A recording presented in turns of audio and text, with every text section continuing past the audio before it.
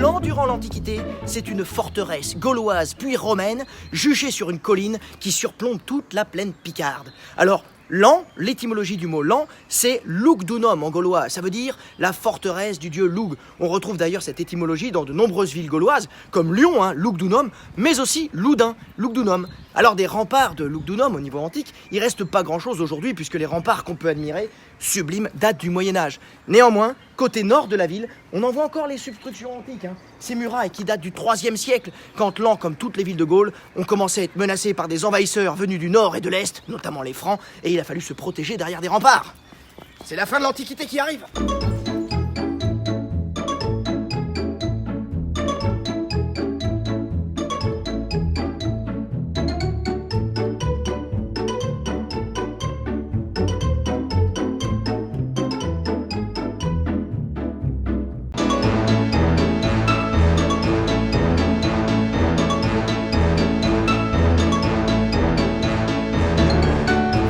L'âge d'or pour Laon au Moyen-Âge, c'est évidemment la période carolingienne. On dit même que peut-être Charlemagne aurait été conçu dans la région. De toute façon, Charlemagne, il est lannois par sa mère, la fameuse Berthe au Grand-Pied. Voilà pourquoi, autour du Xe siècle, Laon sera souvent la capitale pour les rois de Francie, pour les carolingiens, ou en tout cas, ce sera le dernier refuge, le dernier rempart. C'est la fameuse phrase de Gabriel Hanotaux qui disait pour les rois de France du Xe siècle, quand il n'y a plus de France, il reste Laon. C'est la montagne couronnée avec ses fameux remparts. Et voilà pourquoi aussi, Louis IV d'Outre-mer, roi des Francs au Xe siècle, se fera sacrer dans la cathédrale de Laon. Voilà pourquoi cette cathédrale sera une des premières cathédrales gothiques de France au XIIe siècle. Elle a toujours compté, toujours été une cathédrale de premier plan, de premier ordre.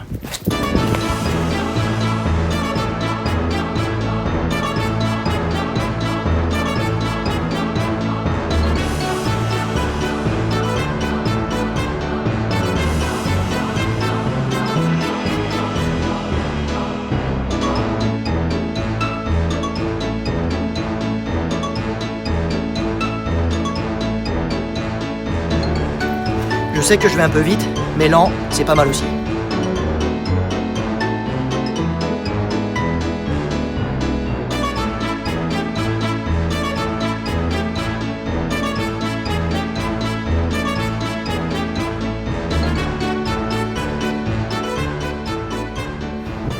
Une petite pause dans la descente parce que là, je vais dégobiller.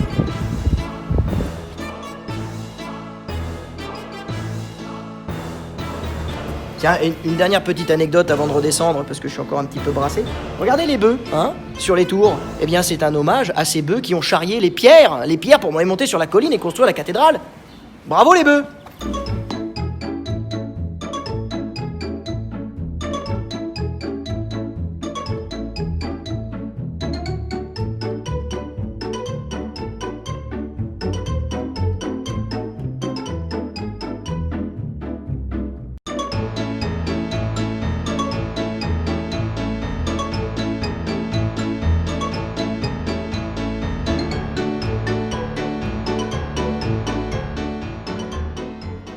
Laon, après la Renaissance, c'est une ville qui va payer ses mauvais choix faits à travers tout le Moyen-Âge. Déjà, autour de l'an 1000, Laon va choisir le parti carolingien, alors que c'est les Capétiens du Capet qui montent sur le trône.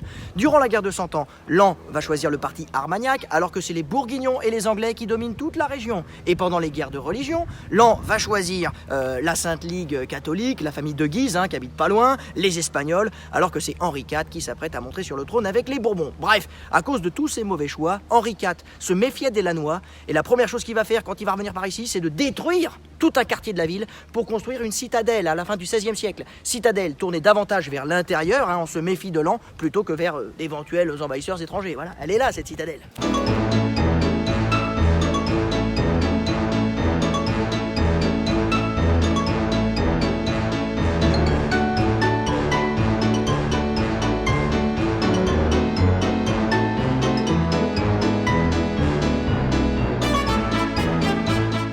Laon, à l'époque moderne, c'est une position délicate située en plein milieu des conflits entre les Français et les Allemands. Du coup, c'est pourquoi la citadelle d'Henri IV va être remaniée au XIXe siècle sous Louis-Philippe pour pouvoir faire face à l'envahisseur Prussiens, futurs envahisseurs germaniques. On a d'ailleurs une anecdote qui raconte ces terribles passés d'affrontements entre les Français et les Allemands. C'est après la reddition de l'empereur Napoléon III, qui se fait dégommer à Sedan en 1870, et bien tout naturellement, Laon se retrouve sur le chemin des Prussiens sur la route de Paris, et la citadelle doit se livrer. Mais le jour où on va livrer la citadelle aux Prussiens, il y a un soldat de la garnison qui s'appelait Henriot, qui va refuser de se rendre, et il va faire sauter la poudrière, qui est juste derrière nous. Vous avez encore une entrée, là, comme ça, voilà. C'était là. Il l'a fait sauter, elle a explosé, elle a entraîné la mort de centaines de personnes, de centaines de soldats, essentiellement des Français d'ailleurs. Mais voilà, c'est quand même un souvenir assez douloureux de cette époque de guerre.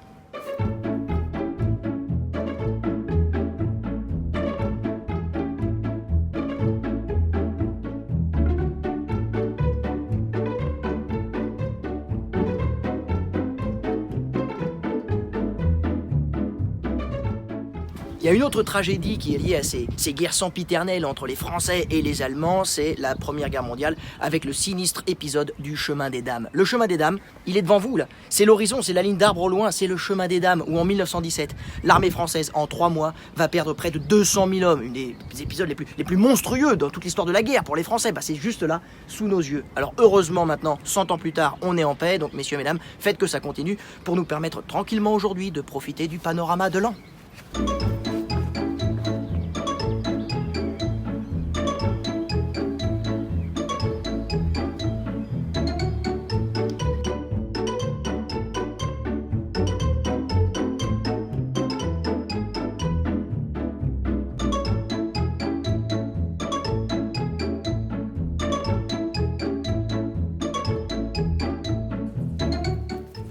On pouvait pas finir cette balade à toute berzingue dans l'an sans évoquer la sublime chapelle des Templiers du XIIe siècle. Bon, les Templiers, tout le monde sait ce que c'est. C'est un ordre militaire et religieux qui a été créé au XIIe siècle pour protéger la sécurité des pèlerins qui se rendaient en Terre Sainte, à Jérusalem, mais aussi qui se promenaient sur les routes du Royaume de France. D'ailleurs, à Laon, on est aussi sur un pèlerinage religieux de première importance au Moyen-Âge, puisqu'on est sur la Via Francigena qui reliait Londres-Canterbury à Rome. Cette Via Francigena va d'ailleurs devenir une route commerciale de première importance aussi au XIIe siècle, puisqu'elle relie le nord au sud de l'Europe en passant par les célèbres foires de Champagne. Attention, c'est super important ce que je vous dis là. Les foires de Champagne au XIIe siècle, c'est le carrefour commercial européen. C'est là où il y a du pognon, c'est le Wall Street de l'époque. Donc imaginez les marchands, les négociants, tout ça, les commerçants qui se baladent sur la route, ils ont beaucoup de pognon. Donc ils vont préférer laisser leur argent en sécurité aux Templiers contre un petit reçu et ils vont le récupérer plus loin sur la route. Et ouais, les chapelles des Templiers, à l'époque, c'est vraiment l'ancêtre de la BNP. C'est des banquiers, les mecs. Voilà. Alors, des témoignages des guerres qu'il y a eu avec les Allemands à Laon, il y en a encore beaucoup. Regardez, les aigles de la commande d'Antour en Première Guerre mondiale, juste à côté des Templiers.